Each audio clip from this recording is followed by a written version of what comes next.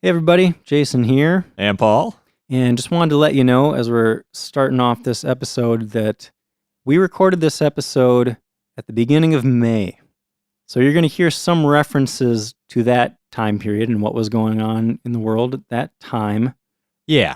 I mean, we were under a stay-at-home order. Japan was locked down at the time. So wasn't a great time for people to be planning trips. So we did not release the episode right away. Right. So just a heads up. I think that's it. Ready to kick it off, Paul? Let's get into it. All right.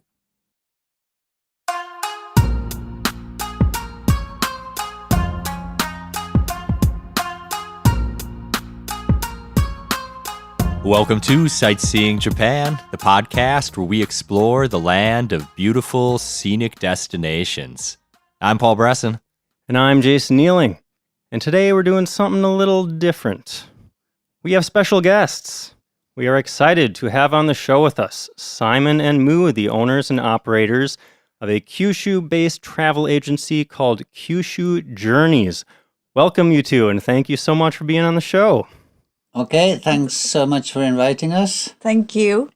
So first of all, do you want to give our listeners some idea of what Kyushu Journeys is? Okay, it's an inbound travel agent. As the name suggests, we just run tours in Kyushu, not other parts of Japan. And it's primarily for English-speaking visitors to Kyushu. A lot of our clients are from other countries around Asia, Singapore, Malaysia. We get a lot of people from the States, some from my country, the UK. Who else have we had? Indonesia, some Australians as well. Yeah. Basically, we're an online company, so anyone who finds us online will often reach out to us. Cool.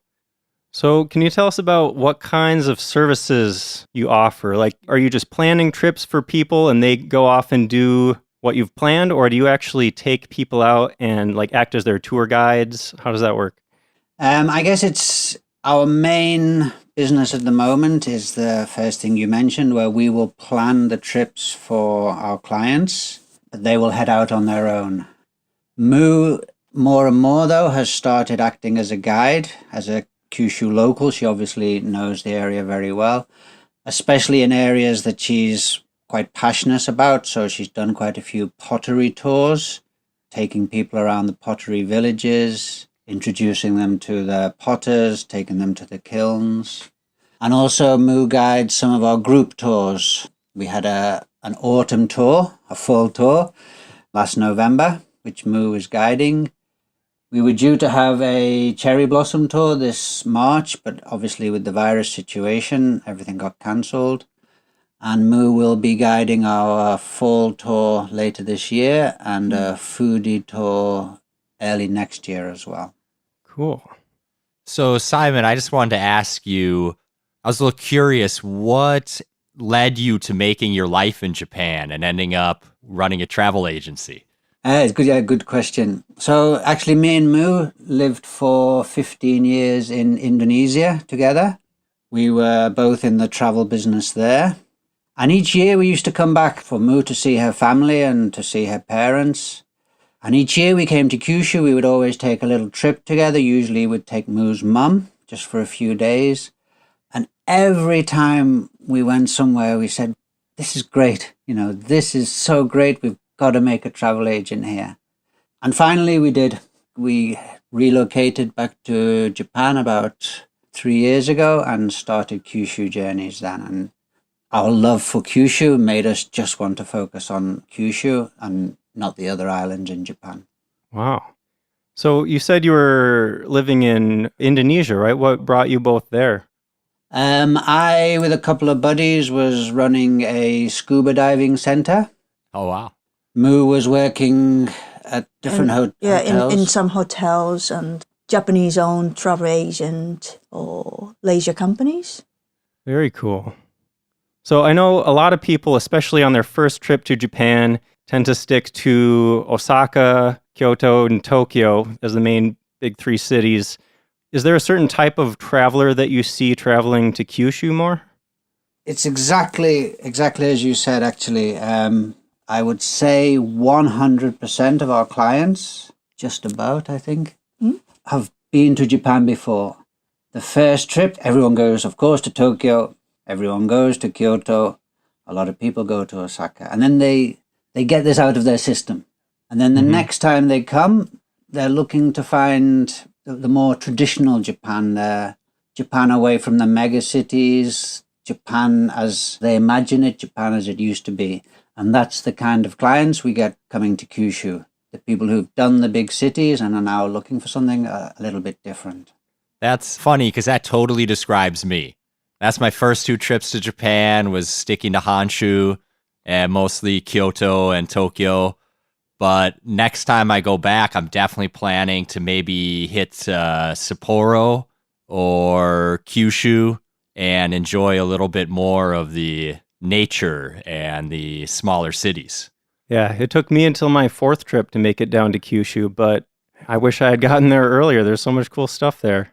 I think a lot of our clients find there's a side to Japan that unfortunately is maybe long lost in places like Osaka and Tokyo. They have their advantages, of course. They're, amazing world cities, but there's a side of Japan that maybe you can't see there anymore, whereas Kyushu, as you probably found, still things the way they used to be. Absolutely. Yeah, I love that kind of stuff. On my last trip, I spent some time in Shinjuku at the end of my trip, and it was just crazy, like how big everything feels. And you see tourists everywhere you go. It's nice to kind of get out to the smaller places and, yeah, just see something that not everybody gets to see. So what would you say that sets Kyushu apart from those cities specifically, Osaka, Tokyo, and Kyoto? What do they have that those big cities don't have besides the different kind of feel? Yeah, I guess generally that we have a slower pace here and much less crowded. I mean, one of the things I really, really love here, me and Moo obviously spend a lot of time traveling around Kyushu. We go to temples, we go to festivals. Very, very often, I'm the only basically non-Japanese looking person there. We can go to a really amazing festival that is so traditional and so photogenic and so fascinating. And I can be the only person who appears not to be Japanese there. And if you've been to Kyoto, you've been to Tokyo, it isn't like that. So I guess one of the main things is really seeing Japan as it is, getting away from the crowds.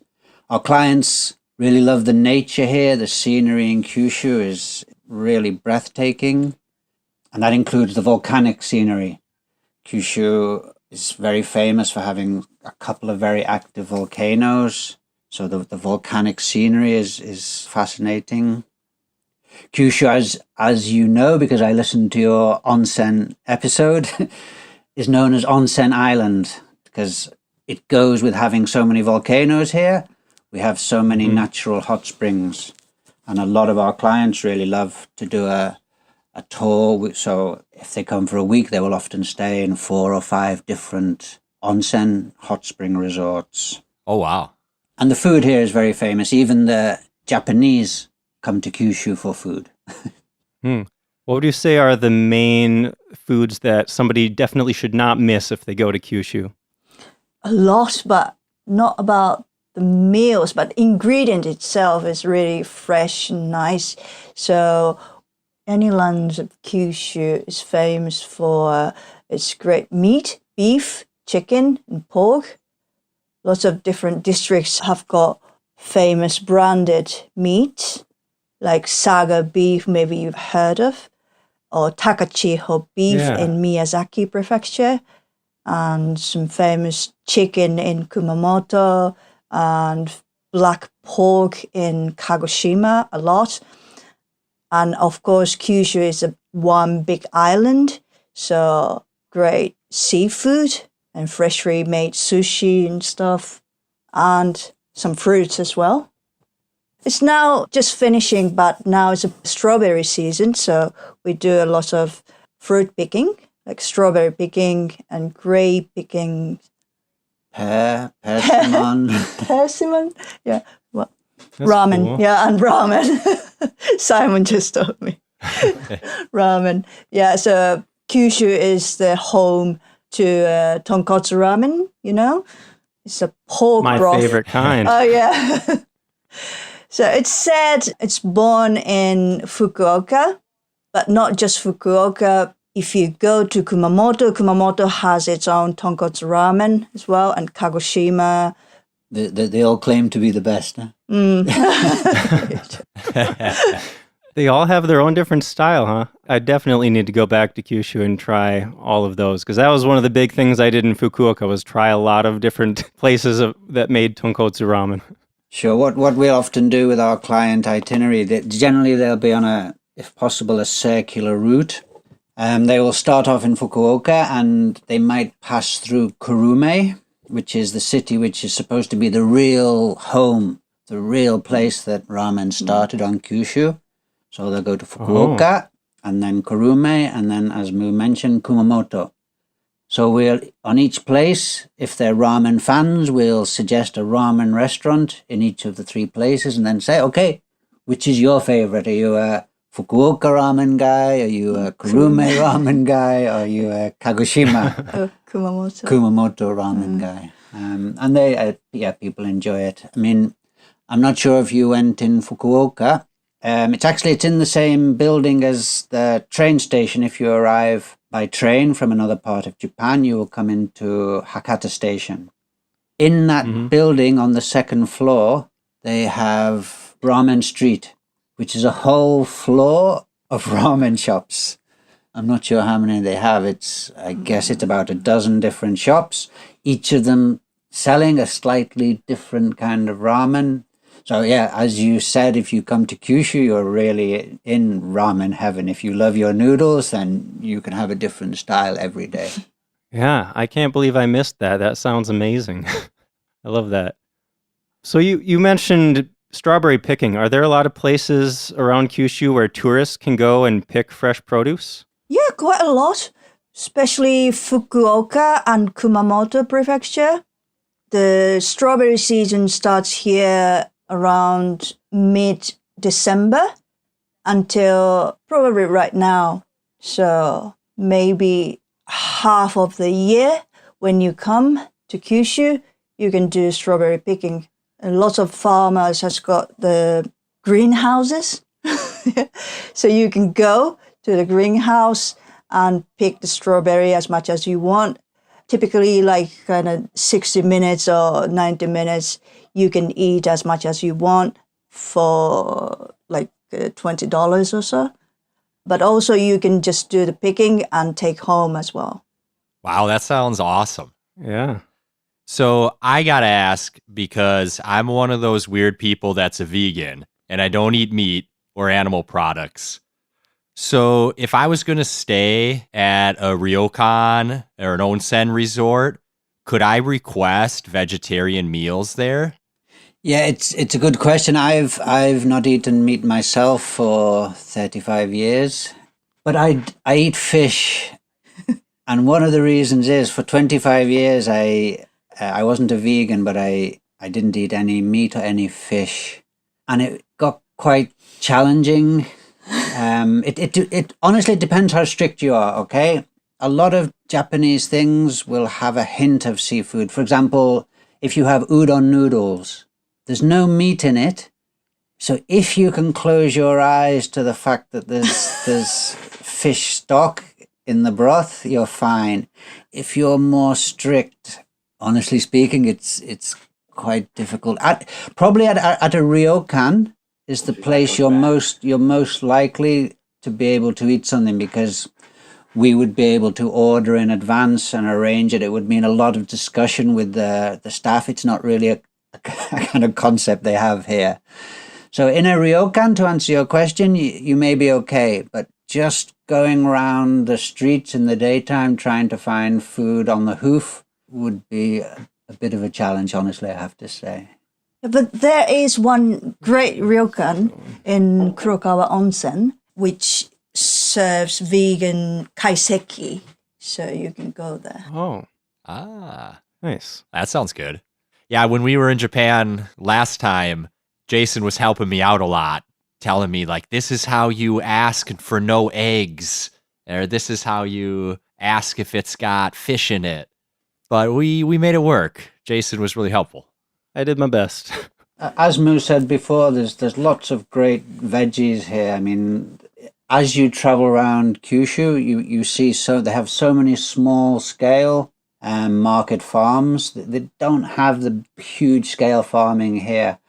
You know, most of the farms are owned by a family, and the family grow and pick it. So there's some great veggies here. Moo already mentioned the fruit and the salad here.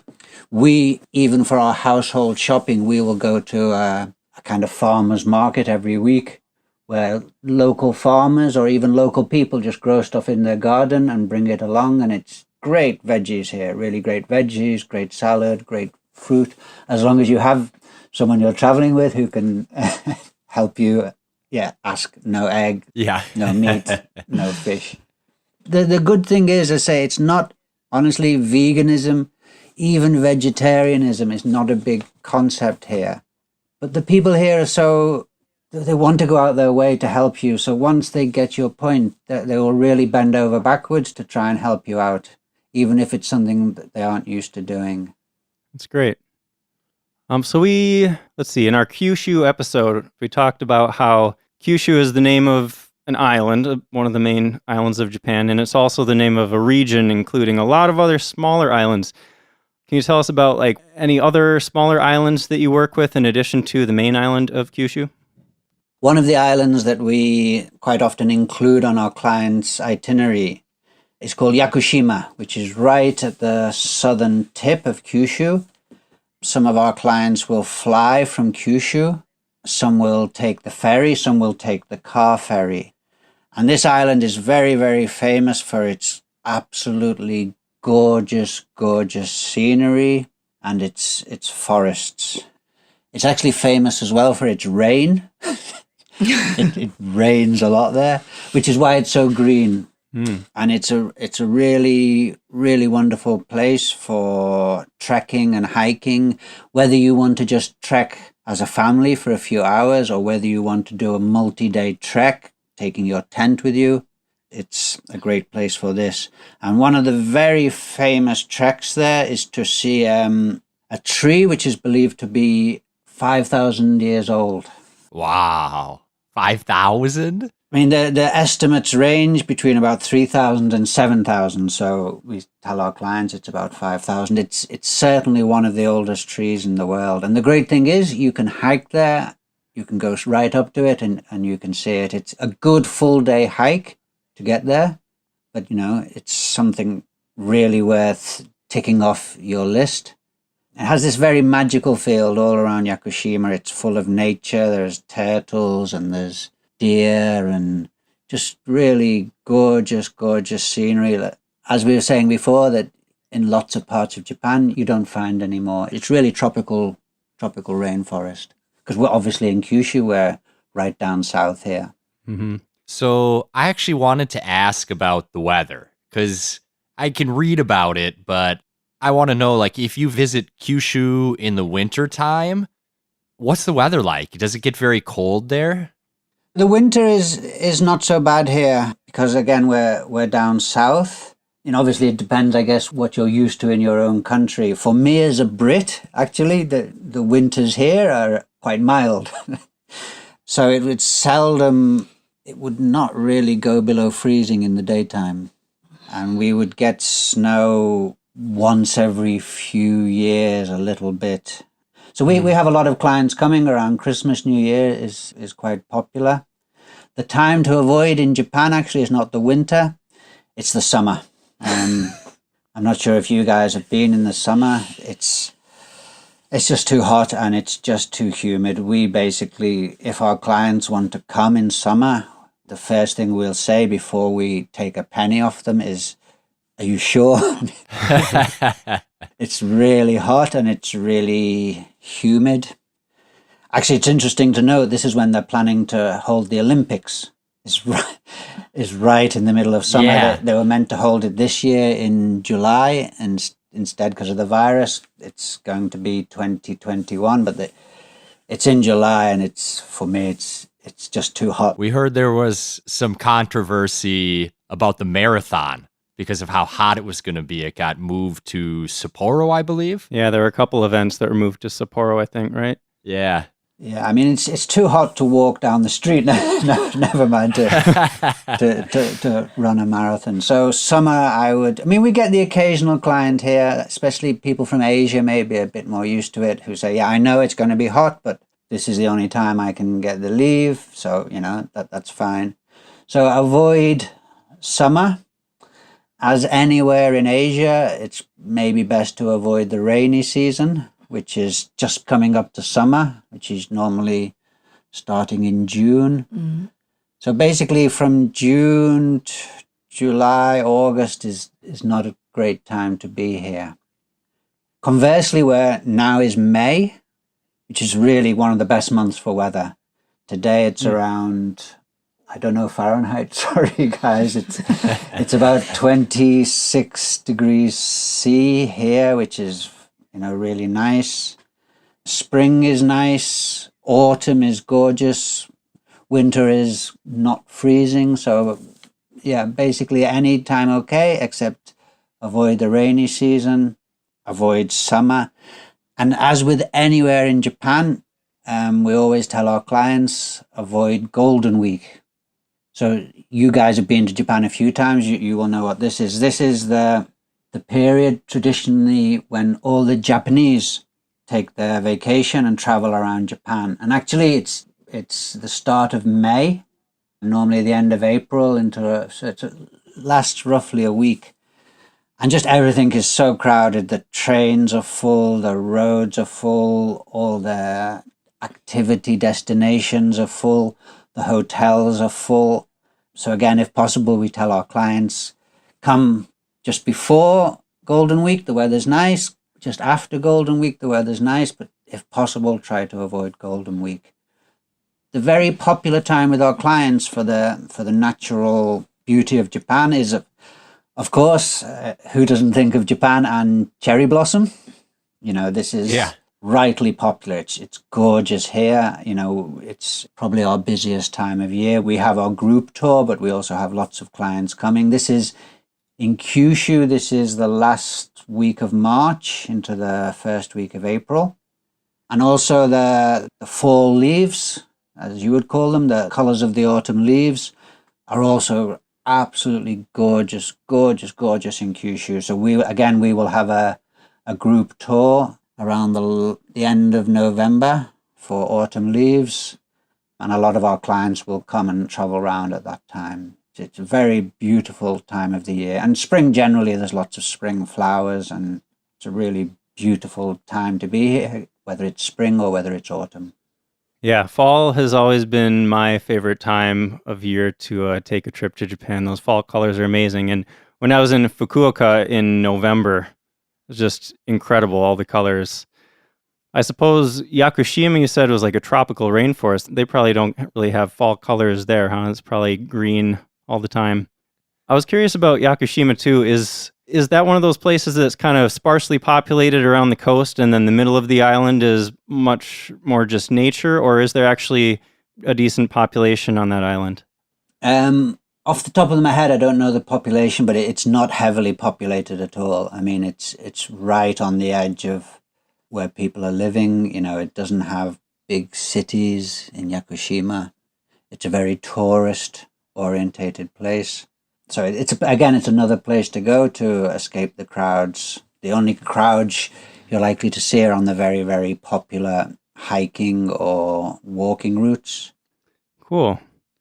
So another island we talked about in our Kyushu episode a little bit is Gunkanjima, also known as Battleship Island. That place looked super cool to me. What can you tell us about that? Yeah, this is another place very popular with our clients. As you said, it's called Battleship Island because it really does look like a battleship sailing through the ocean. It's an old coal mining island, so they have a lot of the buildings that was there from the coal mining, and now it's a completely abandoned island. Nobody lives there. And it just looks so cool. So that it's near Nagasaki. So a lot of people take a boat over from Nagasaki. Either just you take a boat around the island because it's so gorgeously photogenic. It's like you're circling around a battleship in the ocean. And if the sea condition is good, if it's not typhoon season especially, you can actually land on the island. You can only walk on an escorted tour because a lot of the buildings are very old and there's a danger of them crumbling or collapsing. But it's very popular with our clients. It's a very Instagram friendly island. I bet. So if one of our listeners wanted to head to Kyushu, and let's say maybe they had limited time, is there a place that you would say they definitely should not miss? Like, what would be the absolute highlights of Kyushu? You strongly recommend Aso. Aso area in Kumamoto. It has got the biggest caldera. One of the biggest calderas in the world, and still a living volcano.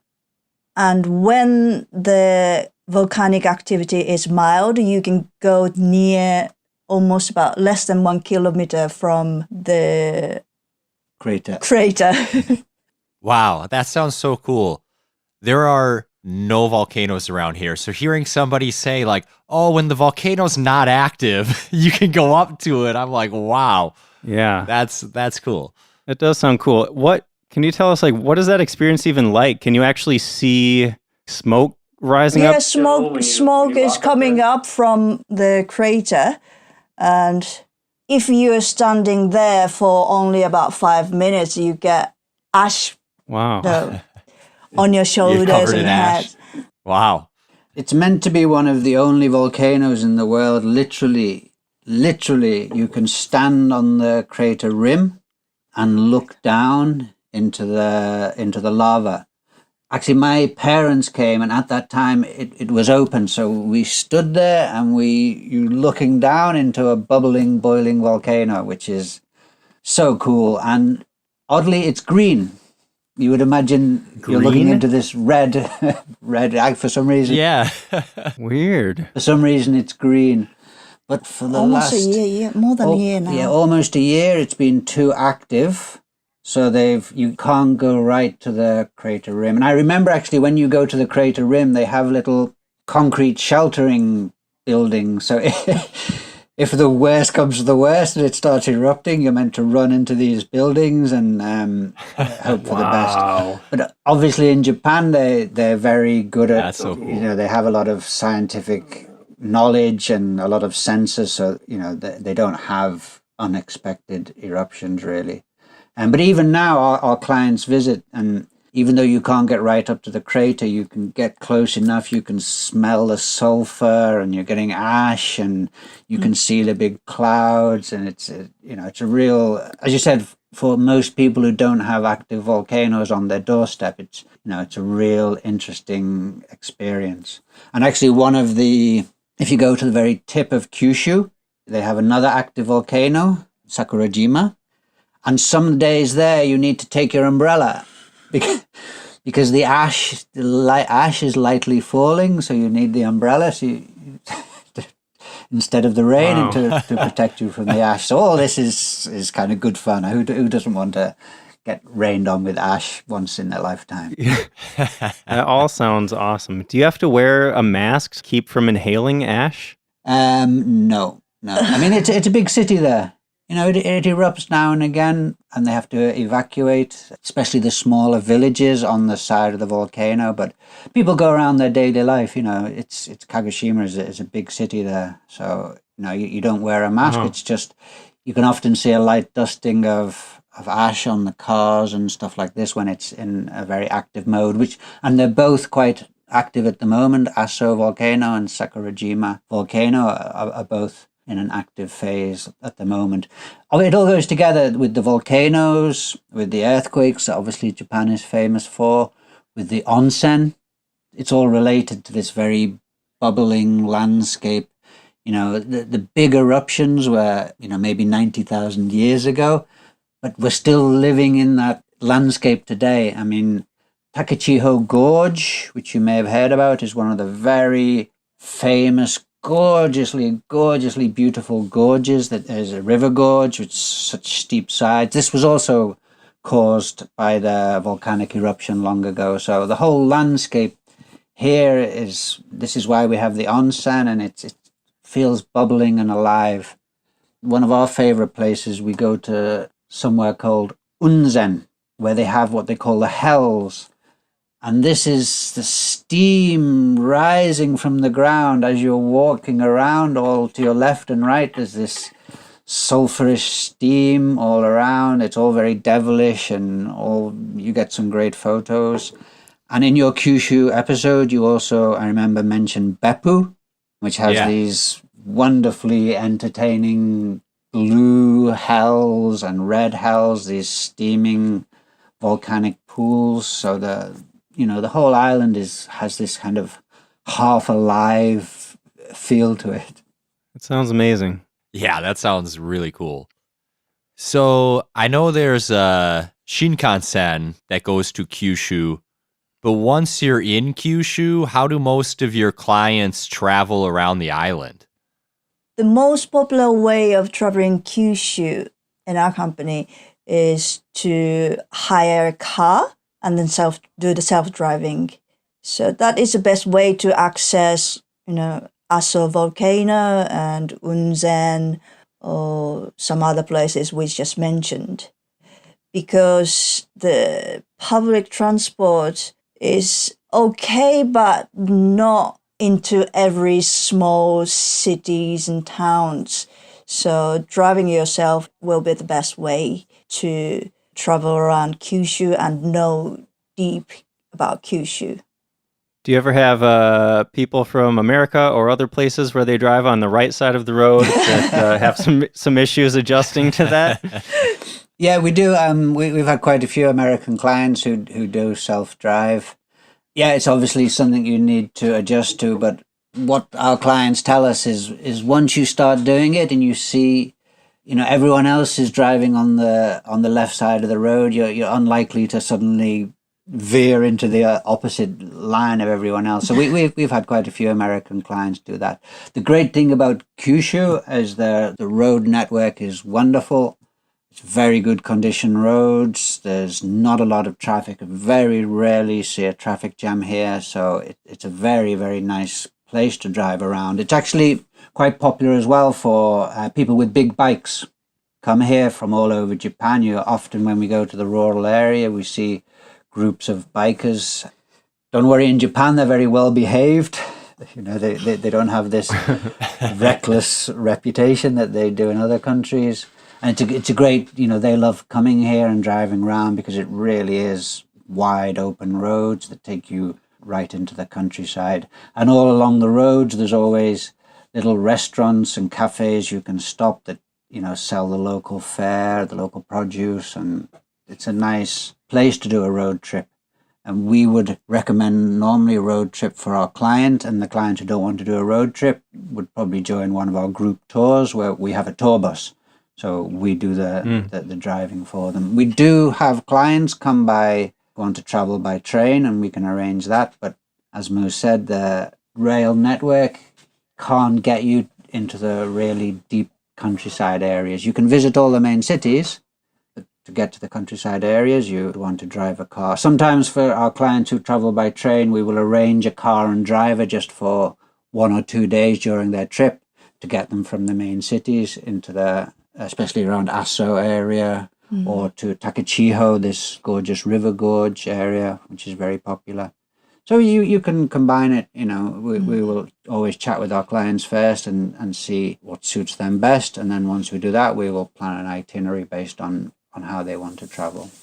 Nice. So you talked a bit about how you mostly get people that have been to Japan before. Within that group of people, is there a certain demographic that you see going on your tours more often, or you're seeing more younger people, more older people? For our company ourselves, our clients we don't generally get youngsters, we don't generally get backpackers. Backpackers will normally DIY their trip, most backpackers are younger, most younger people, every penny, every yen will count. So they will normally do the trip on their own. So our clients are normally from their 40s upwards, and we get a lot of seniors. We get a lot of people in their 60s and 70s, occasionally in their 80s, who like the kind of thing that Kyushu has. They've done all this headbanging big city things.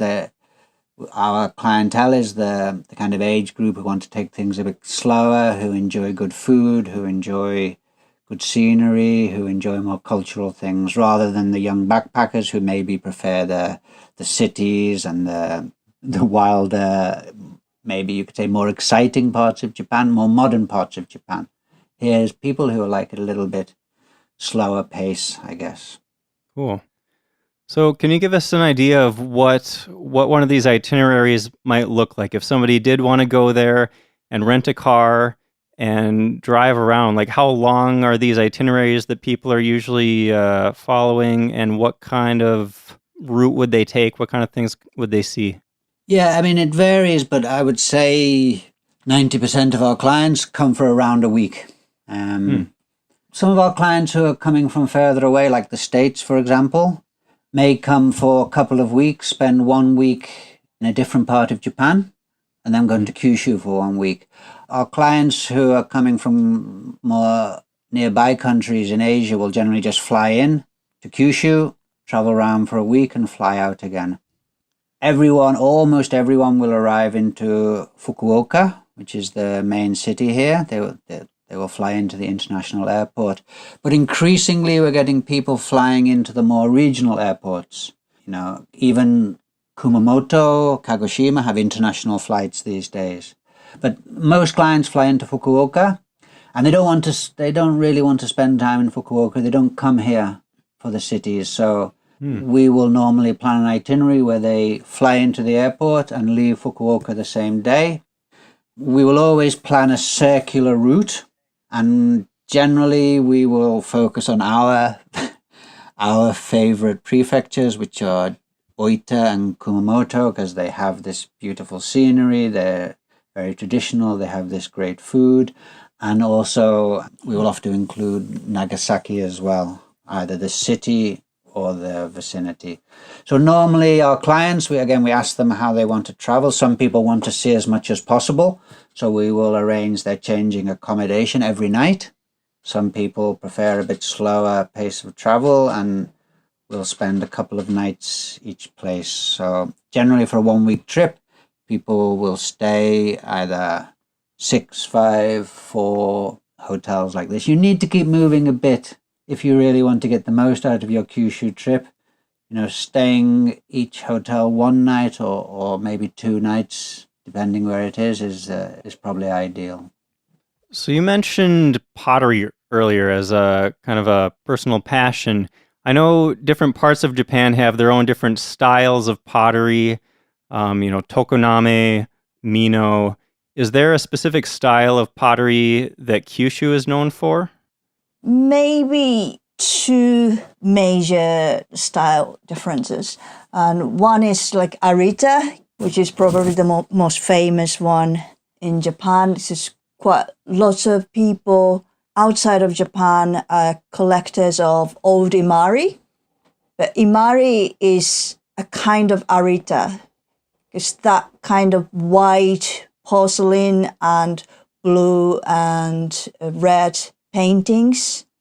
It's born actually in Narita. And then it's exported from Imari port. So that's why non-Japanese people know better as Imari than Narita. So that kind of very beautiful painted white ceramic is the one style. And another one is Karatsu, which has got more rustic taste. You can really see the actual color of the clay, like brown and gray, really subtle or quiet taste. Cool. That is loved by a lot by tea masters. So if you're invited in a tea ceremony or something like that, you will see a lot of karatsu wares. And of course, they are really expensive. But because Kyushu is famous for all those ceramics, of course, you can get really bargain. And one place in Nagasaki called Hasami is the home to ceramics, which is less expensive, kind of daily use potteries as well. So you can choose any style at any price range. And before Simon says you have to avoid golden weeks, but in one sense, I think it's a good time because in golden weeks, lots of the pottery producing towns has got a fair, pottery fair. So you can go and get a great bargain in Arita or Karatsu as well. They do have a pottery fair during that time. So if you're really into pottery, it's a nice time to come the Golden Week. Cool. I think you should be aware, though, if you want to go to the Arita Pottery Fair, it's better you love crowds because 1 million people attend it. Wow. It lasts, So book your hotel in advance. and there's hardly any hotels in Arita either. Huh? It runs for about, is it 5 days or about a week? It's only about 3 days. 3 days, and it's attended by 1 million people. So, Wow. That's amazing. I guess one of the great things about Kyushu pottery is there's so many smaller villages. Moo mentioned that Arita is the very famous blue and white ceramic that many people think is the classic Japanese pottery. But there's so many small villages around. Luckily, quite a few near our house, so we can drive for 40 minutes and visit these gorgeous pottery villages. And some of them are very, very small. They still make the pottery in a very traditional way. They're handmade. And each village will have its slightly different style. So if you ever came to our house, you would see a big jumble of... Actually, looking on my desk now as I'm speaking, I've got one cup, which is, what kind of style is this? Takatoriyaki. Takatoriyaki. And then this one, This one is from Kumamoto. and this one is, Agano. and this one is Arita. So you're sitting on my desk as we're chatting, and they are all of them will have. If you don't come to the spring fair in Golden Week, they will also have fairs in autumn as well. And in these fairs, they open up the kilns and the workshops, so you can go inside and you can get a good bargain as well. And actually, last time me and Moo went, it was luckily coincided with my birthday. So she bought me a very, very nice coffee cup. And it was made by hand by a 15th generation potter. Wow. That's awesome. And I said, can I meet this guy? And so he came out and we had a chat with him. And I've got this lovely photo of this old gentleman. And if you think about it, 15th generation, that's 400 years.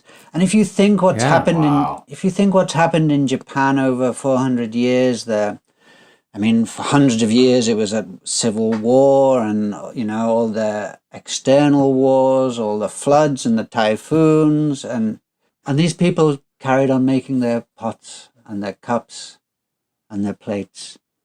And their children didn't say, I don't want to be a potter, I want to be a rock star, or I want to be And actually, this guy we met, I think he was 15th generation. We also met his son and his grandson. So some of these places now are 17th generation. And he still makes it by hand. And, it's such in this modern world of, everyone's Twittering and Instaing and everything's made of plastic and mass produced.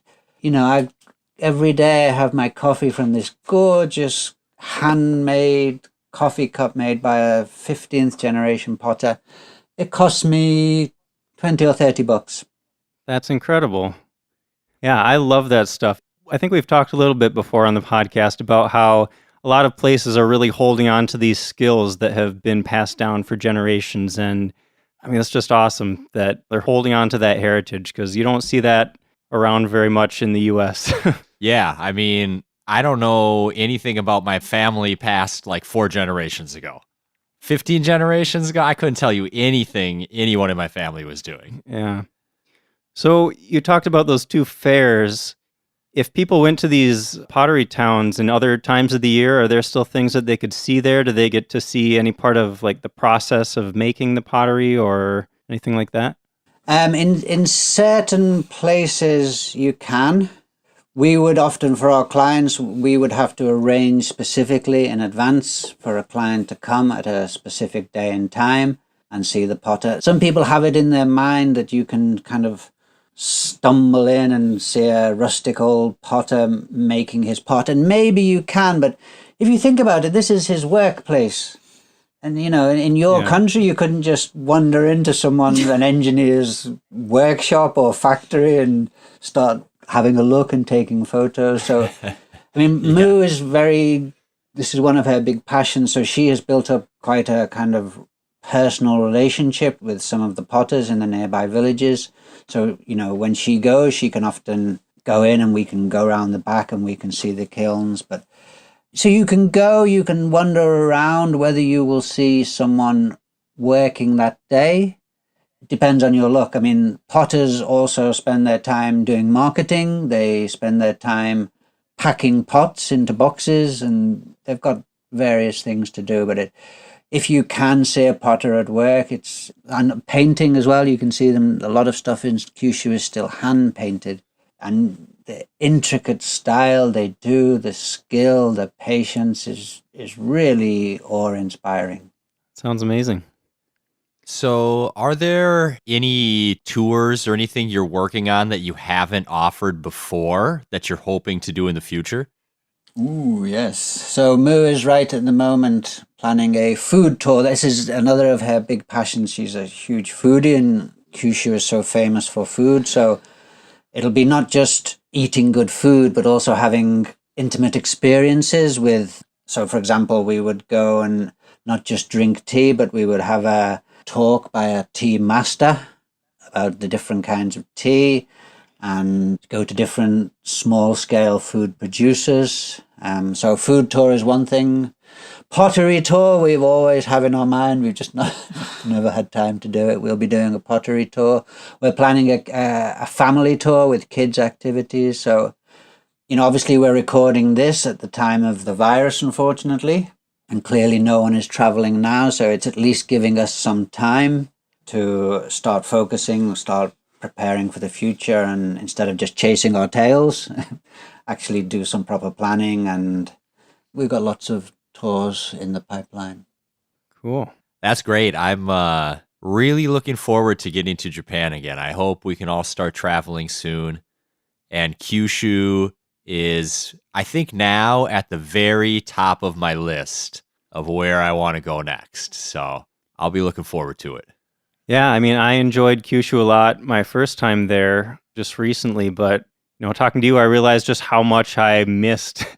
I really need to go back and see all that other stuff and check out that volcano. That sounds amazing. Yeah. I guess another good thing all over Japan there's wonderful things, but the good thing about Kyushu, it's not a very big island. So in a 1-week trip, traveling around, you can see so many different things. You can visit these ancient festivals. You can visit the pottery villages. You can stay in gorgeous onsen resorts with amazing ryokan. You can see castles. And you can do it all in a week without rushing around too much. Yeah. Actually, I was going to ask you a question if I could. Oh, absolutely. So as guys who are familiar with Japan, but as with most people, I guess you're most familiar with Tokyo, Osaka, Kyoto. Before you did research about Kyushu, is it a place that was on your radar? I mean, do people know about Kyushu? Have they heard of it? I mean, you guys are from the States. What would people in the States have even heard of Kyushu, do you think? That's a good question. I would say the average American has probably not heard of Kyushu.